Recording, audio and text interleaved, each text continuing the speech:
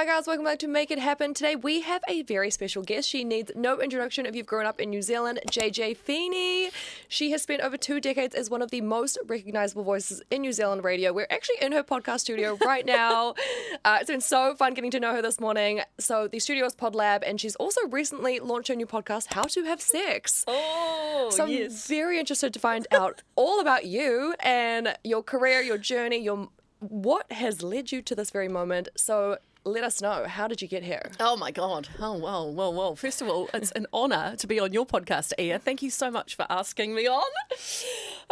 Okay, so what's led me to where I am? Oh, blimmin' heck. Well, where did you start? Wow, how far back do you want me to go? Because, I started in radio when I was a teenager, and I left radio in June 2024. Yeah, coming up 2 years to start Pod Lab, which is this podcast company. And I started my podcast just a week or two ago. So, yeah. So how long is that? How long were you in radio for then? Like 35 years. So I started when I was 15 doing work experience, from high school. And then just for 2 years I was doing all like promotions and just helping out just for fun because I just really wanted to be there. And then, I got on air on my 17th birthday. And that's where I started. I never looked back until I left. Yeah, I know. Yeah. I was lucky. I was in New Plymouth. We're talking about the 90s here. Okay. So back then, radio, like the computers were only new, so radio was completely manual. You needed someone there 24 hours a day, someone to hit the next song off on the CD, to queue up the ads. It was all manual, so you couldn't record in advance, so you needed someone overnight. So, I started doing the night show and then the overnight show, and yeah. Crazy. So you were just sort of willing to be there, and then you just got the opportunity and thought, I should take it. Basically, the person who was meant to do the overnight show didn't show up, and it's like midnight, and Stephen Joyce, who was my boss at the time, he calls me and he said, do you want to go on the radio? Because, what else is he going to do? Who else is he going to call? The breakfast host ain't getting up in the middle of the night to do the overnight show. He's too important for that. So I was like, yeah. I feel like that's such a good lesson in taking the opportunity. Yeah. From with the time that you started to now, over 35 years, how have you seen radio develop? Oh, God. Well, technology helps a lot because, especially the last few years, or even since early 2000s when the internet became more of a thing here. We didn't have it, like I was on the edge for many years. We didn't have a website till about 2003, 2004.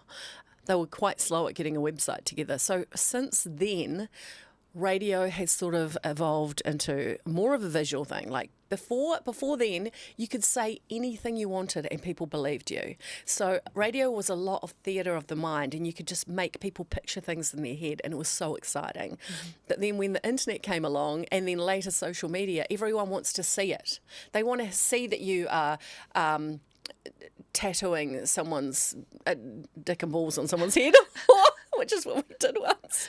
What? Or waxing someone, or making them sit in a bucket of cotton wool against their biggest fear, or they want to see it. They want to see the nude weddings we did, us doing nude runs down the street. They want to see it. So it took a little bit of the magic out of things in a way. But, it's a way to reach more audiences and get people to know about the radio show. So, yeah. Okay, and so fast forward to now, what made you, or fast forward to last year, sort of what made you have this pivot? Basically, I was worn out.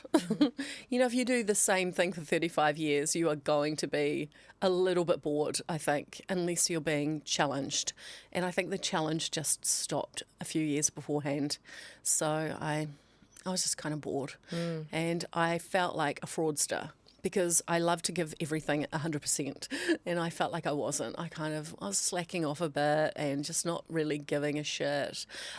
So it came time to look at other options, and just luckily this space came up to rent had a studio. The studio was already here, used to be a music studio, and we just thought, let's do this. Yeah, because I was like, I feel like I've been here before. Yeah. And I'm like, I don't know what for. Red Bull originally built the studio a few years ago. So they had a content studio and, the office area which you came into, that was their garage. They drove where the kitchen is. There was a ramp, and they drive their vehicles up into the garage. So this was their office, and they worked upstairs as well. And then it was a music studio for a while, and 660 recorded one of their albums in the next room, which is now a studio of ours. Yeah, nice. And luckily for us, they did all this beautiful autexing and soundproofing.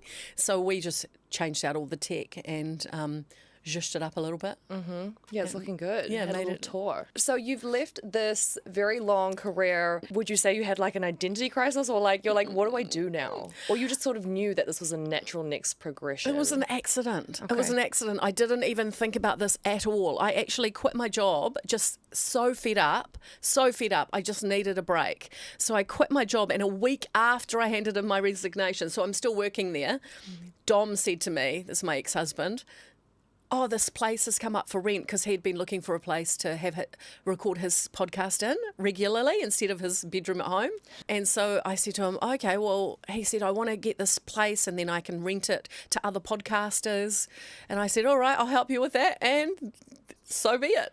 Here you are with a podcast studio and a team behind you. Met them all in the hall. Oh my gosh, yeah. A lot of people, they really struggle to back themselves when they are making some sort of pivot. How did you feel? You just felt like we can do it. I actually didn't have too many doubts about whether we could do it. The doubts came in as I've not run a business like this before. For my whole life, I've just been this wacky girl on the radio telling jokes and pulling stunts and silly things like that. I know nothing about running a business. That's left up to my employers, right? So it was a little bit of doubt as to what do we do here? I'm talking to accountants and lawyers and getting policies drawn up and things, which is totally out of my wheelhouse. There was that kind of, what if we can't get it going? So luckily for us, the landlord had a 1-year lease, gave us a 1-year lease. So we thought, well, if it doesn't work after 1 year, then we gave it our best shot. So we had that sort of confidence that, okay, we can invest all this money. We had the money to invest in it. We'll just do it. If we lose the money, then we lost the money. And, it's a big lesson learned. So in a way, we were just kind of excited. Yeah. Let's try something new. And podcasting is now the future. Radio listening is declining. And podcasting is huge. Yeah. So I think we came at the right time. So you feel like having that support from contractors, or like, what would you call them? Consultants? Just having other people give you that help. Like, do you feel like you know what you're doing now, or you're still sort of like, I just need their help? A little bit of guidance. I don't even know what I'm doing. I've winged it all. And like me and Jazz, who's our studio manager, and Dom, we basically it's trial and error. We are willing to take the risks. I'm not super nerdy in the fact that I would like go and have a big, like I should do this, have a session with someone, a business mind, to give me some tips and advice. But I was like this on radio too. I never listened to other radio stations. I didn't care what anyone else was doing because I never wanted to be accused of copying them. So, if anyone did anything that we were doing, they were copying us, basically. And that's the way I feel about business. It's like there's no real blueprint, really. It all has to be unique to the kind of business you have. So I just feel like I know I've got to talk to lawyers. I know I've got to talk to accountants. The help is out there if I need it, but let's just do this our way and see how it goes. Yeah, I love that, because I feel like there's so many people stuck in this, like, I need to plan, I need to make it perfect. It's sort of like, just do it. You'll figure it out. It'll work. You can sort of improve it over time. I mean, I don't even have a business plan. I mean, it's in my head, But so far, I haven't really needed one.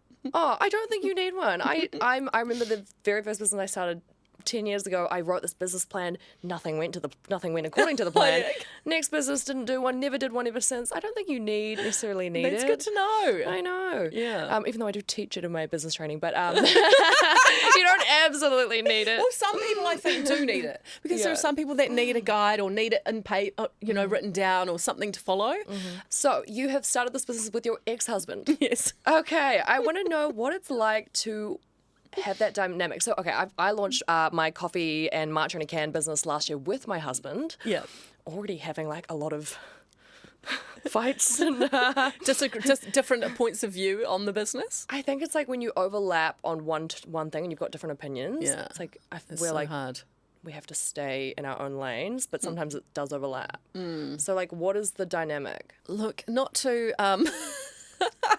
upset Dom, but he is really easy to work with. Like he'll have his say on something, but he generally will. I don't know. He just trusts me, so I'll often win the war. So there isn't usually a war. It'll be like, oh, we should do it like this, and he'll be like, okay. So I'm pretty easy like that. You know, there hasn't been many things that we've had to argue over, thankfully, because we're both on the same page about so many things. And because we both probably come from radio, and he's already had his podcast for so long and it's doing really well, I respect his opinion and his knowledge on actually having a podcast, and he respects my what would you call it? Determination, dedication, my organisation skills. You know, me and admin, we're like tight, and he's useless at admin. So we just have our lanes that we stick to. Yeah. Yeah. I feel like that is key, right? Sort of like, you're in charge of this, or like you're good at this, and I'm good at this. Let's just do the things we're good at and try to agree on some things. Yeah, yeah. Not everyone's going to get, I mean, we're pretty rare, I suppose, that we don't argue. I'm not going to say that, you know, that it's necessarily a good thing or a bad thing. It's just we just get along quite well in that respect so far. Yeah. Yeah, so I don't know, you just have to compromise. Compromise. That's a good but word. then at the end of the day, also, you should always win the argument in the end. Yeah, okay. I like that. Yeah. I will make some notes and make that clear. Yeah, we just know better. We know better. We think about all the things. We you know, do. men think like this, and we think about all the consequences. So they should always trust us. That's true. I agree. You have lived so much of your life in this public eye. Any struggles with like mental health or like, Who hasn't had that nowadays? Yeah, I know. Gosh, yeah. Thanks, social media. thanks social media? Yes. No, my mental health stems from just childhood stuff. So I've always had a bit of a battle with it. I'll have to say that I've actually been the best I've ever been in maybe the last few years. I've been the happiest I've ever been. And I think especially the last two, since leaving the stress of radio behind, and I'm just able to do my own thing. So I'm still not earning any money from this business. You know, the money I earn is from doing posts on social media from Boost Lab and things like that, right? I'm happier. Yeah. So I just feel like I have this contentness and this new passion and this new adventure that I'm on. And for me, I love something new and exciting, and I love a project. So like when I started at The Edge was brand new. So the excitement about starting at The Edge was that you've got no listeners and you have to turn it into something. And we turned it into a nationwide radio station, you know, so I was there for the whole journey, and that was so exciting. And it's the same for PodLab. I'm like, okay, we're starting this little business, but it'll be so cool to like branch out and eventually have PodLabs in every city or take it overseas or something. So for me, it's just this really exciting project that's got a long way to go. Yeah. But I feel like I can tell that you're obsessed with growing. And I think that's really important as a business owner to be like, really want to grow.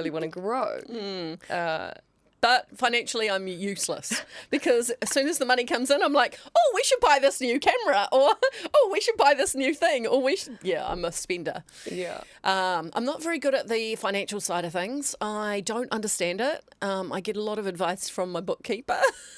She just says to me, you've got to pay this much to tax today. And I go, okay. So I pay it. So I do what she says. So in terms of growth, I have all the big ideas about how to grow the business physically. It's just the financial thing I need to work on. Yeah, I feel like that's fine though. I actually got a question about something financial yesterday too, and I said, I don't know. My accountant tells me when to pay my taxes and how much, and I just do it. Yeah. I don't think you need to know everything, Yeah. right? Like, that's not possible for us to know everything. That's true. You're outsourcing the things that you can't do.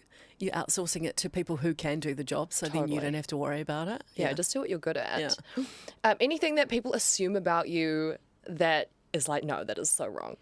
Oh, God, probably. Have you read bloody Facebook and Instagram? I feel like, okay, the people that write those comments, they are... Why? What are they doing at home? They're very sad. They're very sad. They don't like to see people successful or happy. I don't know. I was actually talking to my former boss a few weeks ago, and he said to me, I'm the I'm one of the easiest employees he ever had. And I said, oh, that would have been nice to know when I was working for you. And he said that my reputation was unfair. And I was like, what do you mean? What and reputation? he said, everyone at work. And I had this feeling anyway. Anyway. People assume, the people that don't know me, at work. So I worked at MediaWorks. There's shitloads of people there, hundreds. They assume that I am a diva and I'm really hard to work with.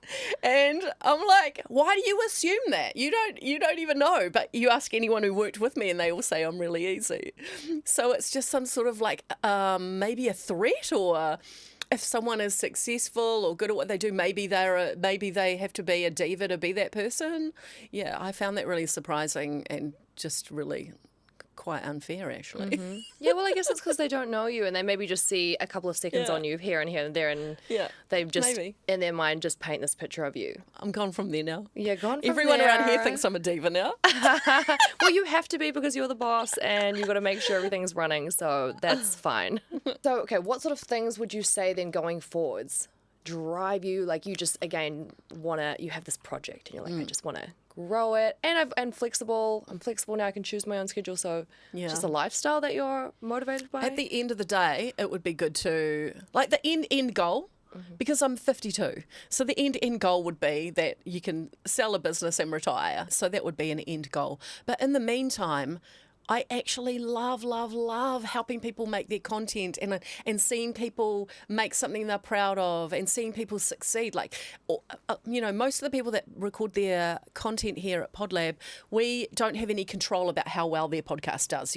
We literally record it for them and maybe edit it and give them the files. It's up to them to market it, to put it online. It's their podcast. So we don't have any control, but yet I really want to see each of them succeed. So I get a real kick out of watching the growth of other people and helping other people and giving them advice and stuff like that. It's just my thing. Yeah, cool. Yeah. Well, you must just be passionate about all things content. Yeah. So you did stay in, your last role for a while before switching. Do you wish you let go of that sooner, or was it the right time? No, I wish I did let go sooner. I should have. When I left The Edge in 2017, it was actually not a great time. I did have a really terrible mental health crisis. I was like really, really depressed, and I took a month off work before I left in the end. When I left then, I should have just left radio then, but I went to More FM and did the afternoon show, which I thought would be easier because getting up in the mornings was not helping the mental health. Getting up at 4 a.m. and just being like you're on this treadmill, like you're talking after every song, 3 minutes. You've got to have the top rating content. You've got to be shocking people. You've got to have people talking about you. It was a lot. And on More FM it was a bit more relaxed, and you had 3 songs before you spoke. I think I thought that was going to be just a nice little shift for me, but actually I was bored. Yeah, I was really bored. I thought there was nothing really too exciting. I was actually doing less work. I was not allowed to push boundaries. I was not allowed to really do what I wanted to do. So I should have left then. I started getting better when I was working at More FM, to be fair. Okay. Yeah. Less pressure. Yeah, I think so, yeah. People are afraid of change. They're scared because what if it's a bad mistake, or what if I'm not happy, or what if I regret leaving this or whatever. But I'm always like, change is exciting and you're always going to be fine. You're successful at what you do now, you're going to be successful at the next thing you do. You're either a person who is going to win at life or you're not, basically. So if you're going to win at life, you're going to win at life no matter what you do. Just make a change and follow your dreams, because we're here for such a short time. And bloody feel the fear, do it anyway. Yeah, just do it. Okay. Yeah, but have a little bit of a plan. Have a little bit of a plan. No business plan, but a little bit of a plan. Yeah, a little bit of a plan. Make sure you've got enough money to survive. Yes. For a little bit. Yeah. Yeah, that's good. This is a silly one, but when you're newly single and you think, oh my God, will anyone love me again? All of a sudden, all these options are coming to you. And you're like, whoa, like you didn't notice them before because you were in a relationship. It's the same as with when you leave a job or something. Now that you're available and people know you're available, you might actually get opportunities and offers that you didn't think were there before. So you just have to put it out to the universe. Yeah, love that. Okay, that's a very good comparison. So now you've gotten to this point of just starting your podcast a couple of weeks ago too. Okay, let me know about this podcast. The podcast is called How to Have Sex, and what made you want to go there? I don't know. You don't know. Out of any topic in the world, you're like, this is the one. No, I don't like talking about sex. Well, I mean, I do with my girlfriends, and I can be super crass and whatever. I know I love a good sex story, but I don't like talking about my own sex life. And I never actually assumed this would happen. When I first suggested it to my co-host, Melissa Vranges, she'd done this class. I mean, I don't know how crass I can be on your podcast, but it was called BJ Like a Boss. And it was just like kind of like hens party vibes. You know, you go along to this class and everyone gets some techniques and tips, and it was hysterical. It was so funny. My girlfriends and I were drinking. Melissa was so sensible and knowledgeable and smart. She had this likability about her, and I just sort of thought, oh, she needs a podcast. And I hadn't really thought about anything more than that, but I said to her, oh, you should do a podcast. And then I thought, well, she's going to need someone to steer her in the direction, like ask the questions or whatever. So I said, oh, do you want to do a podcast with me? And we'll do one together. She said, yeah. And that's the last I thought of it for a while. And that was 2 years ago. So we kept talking about, oh, we should start this podcast soon. We should start this podcast soon. And it took a while because I started this business. I've been so busy. And I thought, let's just get it off the ground. But it wasn't really until we started recording that I realised that I'm going to have to talk about myself a bit. And it wasn't until we were recording that I realised how awkward this was. And why did I volunteer for this? I don't know. But it seems to be working all right. Yeah, I guess So it's far. like something that's like not everyone is. You're so right. Like it is a scary topic to have to talk about that about yourself. Well, when I'm on the podcast, I can't be anonymous. So if I talk about any sexual experience, I'm talking about someone you probably know as well. It's either my current partner or an ex-partner, or it's about me. So yeah, I can't be anonymous, and that makes it harder. But anyway, it is really fun to do. Yeah. And as much as I've squirmed in every single episode, Melissa is amazing. And she does actually teach some amazing things. And the women that have been messaging us, they really are getting a lot out of it. And they're thankful that someone's finally talking about it. And, because otherwise we're learning from those movies. The movies. And that's not a great place to learn how to have sex. So you've talked about how you've been so busy in terms of like setting up PodLab. What sort of things are involved? At its core, we have studios that people come and rent. So a lot of them are businesses that come here and they'll record their content. So they pay us to record them like this and give them the files afterwards. Or they might ask us to edit them or cut reels, even post online or whatever. We can do all the things. We even come up with ideas for businesses and write their entire podcasts. So it's as little or as much as you want. Yeah. And Dom and I are here all the time. So we meet everyone that comes in and we give lots of free advice and support. Like we want everyone, if anyone's got a question, they can ask us. Like we don't charge for that. You can just get some answers from us. And Dom has a successful podcast. He has he's shitloads of listeners every week. So he knows how to grow a podcast and he can give those tips and advice to everyone. So it's kind of like a little family environment where we like to hug all our customers, our clients, and make them feel like we're all one big family here. Yeah. Well, what would you say that are the keys to making a podcast successful then? First of all, you have to be saying something that people will find relevant, because some people will go and do a podcast and they just talking shit and they think they're funny and whatever. But does anyone else? Like, what's in it for the listener? You always have to think, what is someone going to listen to this and get out of it? So once you've established that, then deliver the goods. So just make sure you are sticking to the points. Don't waffle too much. Get some great guests that align with the topic or topics, or make sure that you have great marketing. So once you've packaged it up and it looks good and it sounds good, let people know about it. So maybe your reels are important. It's important to grow a social media following.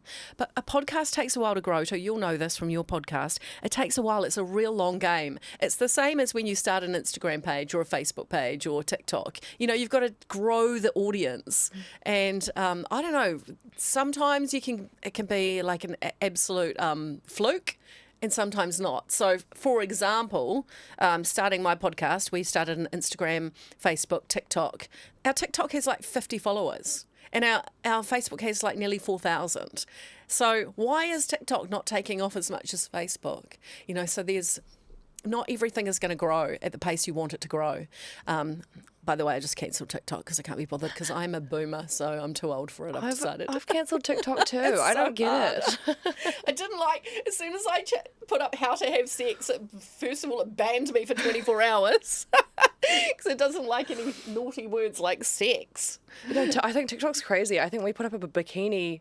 Someone not right. It wasn't like super bikini. They just happened to be wearing a bikini, and we got a ban as well. Really? I don't get it. They're very strict. In terms of building your personal brand, have you done much? Has it sort of come naturally just because you have your every day on the radio talking to people? Well, I had to do it on radio. I started as nothing, and I wanted to be very talked about, because that's the way you get the ratings. So for radio, you need everyone talking about you, whether you like it or not. So from a very young age, I guess, I just knew how to get attention. So I think that's the thing with your brand. You just have to stay true to who you are. Don't step outside the brand guidelines.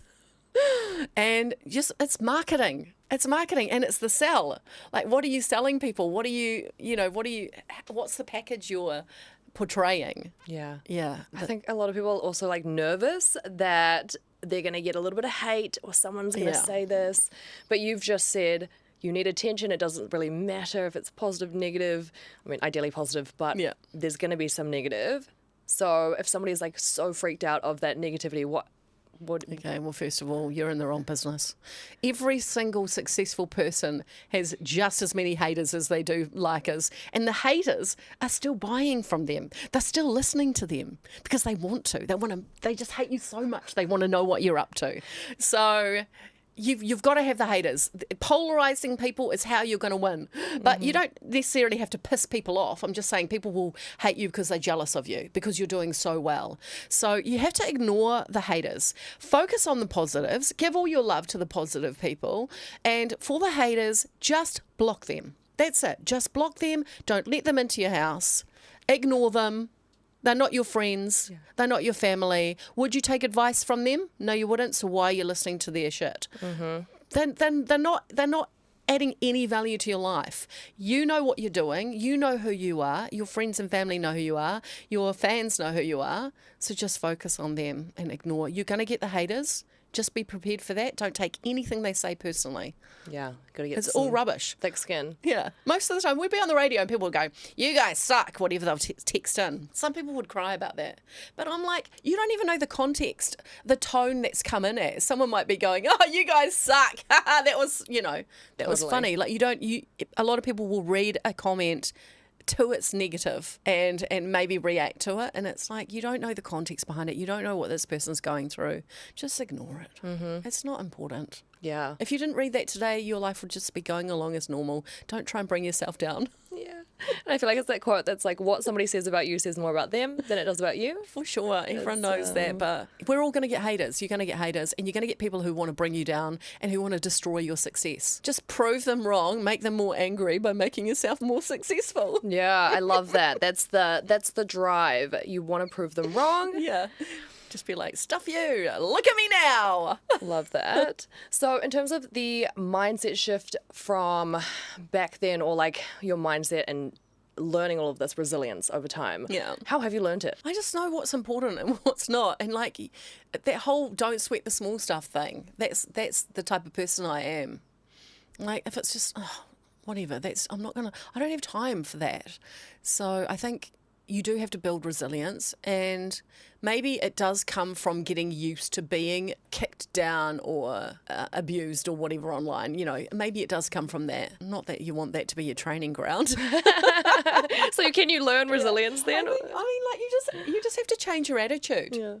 It's an attitude shift, really. It is. Just try and be positive, and just don't let the stuff that's trying to bring you down low, don't let them win. Yeah, don't let them win. We have to win. Always we win. are going to be the winners, not them. Yes. Any specific book, podcast, person, or moment that has fundamentally changed your life or the way you think? Wow, that is a big question. One of the best books I ever read that I often refer back to, and this is an old book, it's been out for years and years. It's only about 87 pages long. It's definitely easy to read. It's called Who Moved My Cheese? And it's about dealing with change. It's about like just adapting and like embracing it. So I think that's really important because I think a lot of people really fear change. So that was a good book. In terms of people I met, I mean, I've met some pretty cool celebrities in my time being on the radio. Tom Cruise, Pink, Lady Gaga, like people like that. Justin Bieber, you're like, what the, these moments where you'll never forget it. You have these experiences with these people and you never forget them. So, but in terms of changing who I am as a person or affecting my life, not really, just people close to me that are really big influences on my life that you wouldn't know, so I won't bore you with the details. But yeah, I think that the most important people that can affect you should be the ones that are close to you and the ones that you know and love. Yeah. And have they always supported you? Yeah, always. Okay. Yeah. That's good. Yeah. Because I speak to so many people and they're like, I want to do this, but I think my family's going to judge me. Oh, yeah. I'm like, but will they? Because they're your family. Maybe. They shouldn't. Yeah. But it is harder to take the criticism when it's from people you know and love. Like that's why I was saying before, you can ignore the haters on Facebook and Instagram. Sweet. If it's your friends and family saying that stuff, then you're like, oh, that affects you and it should affect you. It's a shame if you're not being supported by your friends and family. I would just ask why. Like why? Yeah. Like really tell me why. What are all your fears for this? Why is it that you don't want me to do this or you're against this? Just really figure out what it is. Keep asking why until you figure out exactly what it is and then try and resolve the issue for them. Yeah. I think it's often like let's say it's parents or someone that it's more probably just that they don't understand. Yeah. Like they've not done it before, so they don't really get it. You should try dating a guy that you met on Facebook who lives in Algeria and is 18 years younger than you and see how everyone doesn't understand that. And they all have a very strong opinion about it. Well, yeah. Again, we're not listening to the random people out there, just our family, friends, and loved ones. Exactly, yeah. Okay, thank you so much, JJ. That was a very insightful, I think, in terms of people understanding the mindset Of me? Of you. Just, you're such a unique person. I think speaking to you, I'm like, you are just fun, vibrant, resilient. I just do things my way. Yeah. And I don't know, it seems to work. And that's the thing, you just got to have confidence in yourself and the way that you do things. Yeah. I think you have that. Yeah, I do. I Yeah. think we're similar in a sense of like resilience and like we just believe in ourselves and we're just going to do it. Who cares what everyone says? Exactly, because you're here for you. You're the one that has to live with you for the rest of your life. You're the only one that's here with you all day, every day. So you need to be happy and you need to be happy with the choices that you've made and the life that you live, not anyone else. Totally. Live for yourself. Yeah. And that challenge of growing things. Because Yeah, I think we're yeah. both obsessed with that. Live for yourself, but don't be selfish. Yes. Yeah. Yeah, but I Always think care about other people as well, always care about other people. especially the people in your circle. Yes, absolutely. Yeah, life is, I feel like, pointless without that otherwise. Well, of course. Yes. Imagine if we were just alone. I know, very, very, very. Well, I feel like, okay, last thing, I got to a stage where I was working so much in my life, maybe early 20s, because I was getting successful at my business, was working, started to neglect everyone, and then was like, oh, I'm actually kind of lonely. I know. Yeah, because you're so busy. You're so busy, and Yeah. you're sort of I've thought about that forget recently. that. Yeah. Because I have been a bit of a shit friend because I'm so busy and then when I get home I'm so tired and can't deal with any social interaction. So yeah, it's hard, isn't it? It's a hard balance. I would Yeah. say that's one of my worst faults is that I can be a bit neglectful of quality time. I'm terrible at it. I'm like work, and then Tired. collapse. No time for friends until I need them. Yeah. Yeah. I don't know how to get out of that one. I mean, you have to really, really work hard at that. I think, but I think it's phases. You've got these phases where you're building, setting up, it's Yeah. busy, and then maybe you build up a little bit of a team. There's more flows, systems. Yeah. Then you can relax a little bit, hopefully. That's what I'm aiming for right now. Yeah. A couple of years in the startup mode and then I'll be able to just go away, let things happen, hang out Yes. with my friends in the afternoons. Yeah. And there will be a time where it comes. Yeah. But anyway, thank you so much, Jay. It was Thanks. so great. I think that's going to be really insightful for everyone. And thank you guys for listening to Make It Happen, and we'll see you in the next one. Bye.